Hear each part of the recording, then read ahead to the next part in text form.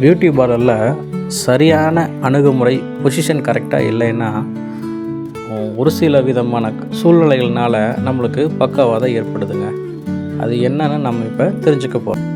இந்த பியூட்டி பார்லரில் போய் வரக்கூடிய பக்கவாதத்தை பியூட்டி பார்லர் ஸ்ட்ரோக் சிண்ட்ரோம் அப்படின்னு நம்ம சொல்கிறோம்.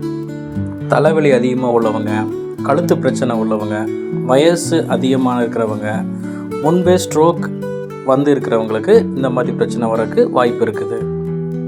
பியூட்டி பார்லரில் தலைமுடியை கழுவும் போது கழுத்தை நீண்ட நேரம் பின்னால் வளைச்சி வைக்கிறனால மூளைக்கு செல்லக்கூடிய இரத்த நாளம் பாதிக்கப்பட்டு ஸ்ட்ரோக் வருதுன்னு சொல்கிறாங்க. வாஷ் பேஷனில் கழுத்து அதிகமாக பின்னால் வளைஞ்சிருக்கிறனால இரத்த குழாயில் ஒரு அழுத்தம் கிழிதல் ஏற்பட்டதுனால மூளைக்கு போடுற ரத்த ஓட்டம் திடீர்னு குறைஞ்சி போயிடுது.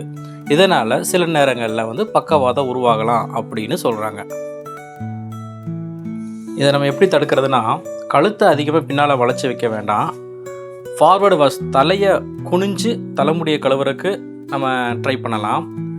நெக் சப்போர்ட் கரெக்டாக இருக்கான்னு பார்க்கணும். அதாவது கழுத்துக்கு சரியான சப்போர்ட் இருக்கான்னு சொல்லி பார்த்துக்கணும். அசௌகரியம் இருந்தால் உடனே சொல்லிடணும். வாஷ் முடிந்ததும் தலை சுத்தல் இருந்துச்சுன்னா உடனே நம்ம மருத்துவரை அணுகணும். தலையை நல்லா கழுவி முடிச்சதுக்கப்புறம் ஒரு சில மணி நேரத்தில் இதுக்கான அறிகுறிகளை நம்மளுக்கு தெரியுங்க. அப்படி என்னென்ன அறிகுறினா, திடீர்னு தலை சுற்றுறது, ஒரு பக்கமாக முகம், கை, கால் இதெல்லாம் பலவீனமாக காணப்படுறது, இல்லை வீக்கம் ஏற்படுதல், பேச முடியாது, தெளிவில்லாத பேச்சு, கடும் தலைவலி, பார்வை மங்கல் இதெல்லாம் ஏற்பட்டுச்சு அப்படின்னா நம்ம உடனே மருத்துவரை போய் அணுகணுங்க. இதை நம்மளால் முடிஞ்சால் கண்டிப்பாக தடுக்க முடியும். என்ன அப்படின்னா, கழுத்தை நெக் சப்போர்ட் கரெக்டாக இருந்துச்சு அப்படின்னா இதை கண்டிப்பாக நம்ம தடுத்துக்கலாங்க. நன்றி, வணக்கம். இந்த வீடியோ உங்களுக்கு பிடிச்சிருந்துச்சுன்னா லைக் பண்ணுங்கள், ஷேர் பண்ணுங்கள், கமெண்ட் பண்ணுங்கள், சப்ஸ்கிரைப் பண்ணுங்கள். அப்போ தான் நான் போடுற வீடியோலாம் உங்களுக்கு சேரும். Until then bye by.